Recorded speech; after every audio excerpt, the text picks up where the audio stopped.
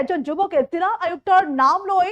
যুৱকক আন এজন যুৱকক ধন দাবী কৰিছে ৯৫,০০০কৈ ধন দাবী কৰিছে সুমিত কুমাৰ নামৰ সেই যুৱকজনৰ বিৰুদ্ধে এতিয়া অভিযোগ উত্থাপন হৈছে জিলা আয়ুক্তৰ নাম লৈ ধন দাবী কৰাৰ অভিযোগ উত্থাপন হৈছে খাৰুপেটীয়াৰ যুৱকৰ পৰা ধন দাবী কৰিছে আৰু জিলা আয়ুক্তৰ ঘৰৰ আচবাব বিক্ৰীৰ নামত ধন দাবী কৰিছে আৰু নিজকে চিআৰপিএফৰ কামাণ্ডাৰ বুলি দাবী কৰিছে আৰু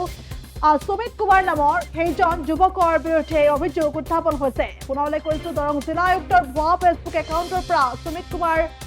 নামৰ সেই যুৱকজনে ধন দাবী কৰিছে খাৰুপেটীয়াৰ এজন যুৱকৰ পৰা ধন দাবী কৰিছে আৰু নিশাৰ ভাগত দৰং জিলা আয়ুক্ত পৰাগ কাকতিৰ ফেচবুক একাউণ্টৰ পৰা এইদৰে খাৰুপেটীয়া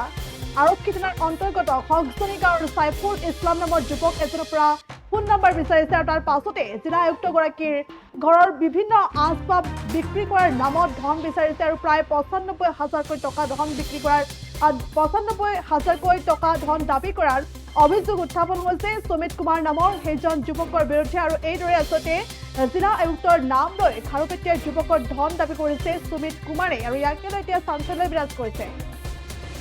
আৰু নিজকে আচলতে চিআৰপিএফৰ কামাণ্ডাৰ বুলি চিনাকি দিছে আৰু চিআৰপিএফৰ কামাণ্ডাৰ বুলি চিনাকি দি সুমিত কুমাৰে বিভিন্ন সময়ছোৱাত এইদৰে ধন বিচাৰি হাৰাশাস্তি কৰিছে ৯৫,০০০কৈ টকা ধন দাবী কৰিছে বুলি জানিব পৰা গৈছে আৰু লগতে সাইফুল ইছলাম নামৰ যুৱকজনে বিষয়টো জিলা আয়ুক্তক অৱগত কৰিছে আৰু জিলা আয়ুক্তক অৱগত কৰাৰ পাছতে সমগ্ৰ ঘটনা পোহৰলৈ আহিছে জিলা আয়ুক্তক অৱগত কৰাৰ পাছতে খাৰুপেটীয়া আৰক্ষী থানাত এই সমগ্ৰ ঘটনা সন্দৰ্ভত গোচৰ দাখিল কৰিছে আৰু সংবাদ মাধ্যমৰ জৰিয়তে বিষয়টো তদন্ত কৰিবলৈ আৰু লগতে আৰক্ষী প্ৰশাসনৰ ওচৰত দাবী উত্থাপন কৰিছে সমগ্ৰ ঘটনা সন্দৰ্ভত তদন্ত কৰিবলৈ উচিত তদন্ত কৰিবলৈ দাবী উত্থাপন কৰিছে ভুক্তভোগী যুৱকজনে আৰু এইদৰে আচলতে খাৰুপেটীয়া আৰক্ষী থানাৰ ভাৰপ্ৰাপ্ত বিষয়া তনুজ মাইবংছাই সমগ্ৰ ঘটনাটো গুৰুত্ব সহকাৰে আৰম্ভ কৰিছে তদন্ত আৰু এইদৰে এই ঘটনাৰ কেন্দ্ৰ কৰি চাঞ্চল্য বিৰাজ কৰিছে পুনৰলৈ কৈছো জিলা আয়ুক্তৰ নাম লৈ খাৰুপেটীয়াৰ যুৱকৰ পৰা ধন দাবী কৰিছে খাৰুপেটীয়াৰ যুৱকৰ পৰা ধন দাবী কৰিছে আৰু সুমিত কুমাৰ নামৰ সেই যুৱকজনৰ বিৰুদ্ধে অভিযোগ উত্থাপন হৈছে জিলা আয়ুক্তৰ ঘৰৰ সকলো আচবাব বিক্ৰীৰ নামত মুঠ ৯৫,০০০কৈ টকা ধন দাবী কৰিছে বুলি জানিব পৰা গৈছে সুমিত কুমাৰ নামৰ সেই যুৱকজনৰ বিৰুদ্ধে অভিযোগ উত্থাপন হৈছে মুহূৰ্তত ভাষ্য আছে আগদিনা মোৰ নাম মোহাম্মদ সাইফুল ইছলাম মোৰ ঘৰ খাৰুপেটীয়া খগজানী প্ৰথমতে মই কালি ঘৰত বহি থকা অৱস্থাত ডিচি অফিচৰ পৰা মোৰ এটা মেছেজ আহিলে হেল্ল' বুলি তাৰপিছত দিলে আফটাৰনুন মেছেজ দিয়াৰ পিছত মোৰ পৰা ফোন নম্বৰ বিচাৰিলে ফোন নম্বৰ বিচৰাত মই হাহাকাৰ লাগি গ'ল কি হ'ল ডিচি ছাৰে মোৰ পৰা ফোন নম্বৰ বিচাৰিলে ভাল ভাল ব্যক্তি কেইজনক মাতি মই দেখালোঁ যে দি দিয়া ফোন নম্বৰটো বিচাৰিছে যদি কিবা প্ৰব্লেম থাকিব পাৰে দিয়াৰ লগে লগে মোৰ আৰ্মি কেম্পৰ পৰা ফোন আহিল মেজৰে ফোন কৰিলে যে মই দলগাঁও আৰ্মি কোবৰা কেম্পৰ পৰা কৈ আছোঁ যে মোৰ ইয়াৰ পৰা ট্ৰেন্সফাৰ হৈ গ'ল মোৰ টিভি চিভি কিবা ফ্ৰিজ এচি এইগিলা আছে পালং ৱাশ্বাৰ মেচিন এইগিলা মই বিক্ৰী কৰি ইয়াৰ পৰা গুচি যাম বস্তুখিনি ল'ব লাগে আপোনাৰ তেতিয়া মই আৰু দুই এজনক ক'লোঁ যে বস্তুখিনি এনেকুৱা হয়নে নাই তেতিয়া বেলেগ মানুহ যেতিয়া মই ফোন চোন কৰালোঁ তেতিয়া ক'লোঁ হয় বস্তুখিনি আপুনি পিক্সাৰ দি দিয়ক তেতিয়া পিক্সাৰখিনি দি দিলে দিয়াৰ পিছৰে পৰাই ৯৫,০০০ টকা বিচাৰি আছে বিচৰাত যেতিয়া মই আকৌ সন্দেহ হ'ল টকা বিচাৰত বস্তুখিনি মই কেছ পে'মেণ্ট দিব বিচাৰোঁ নলয়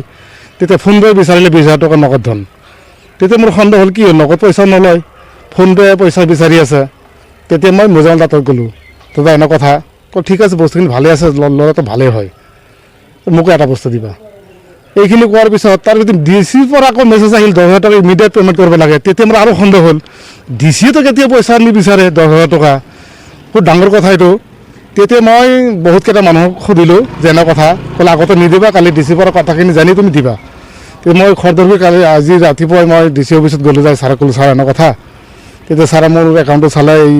যিজনে মোৰ পৰা পইচা বিচাৰি আছে এই ডিচিৰ মেছেঞ্জাৰৰ পৰা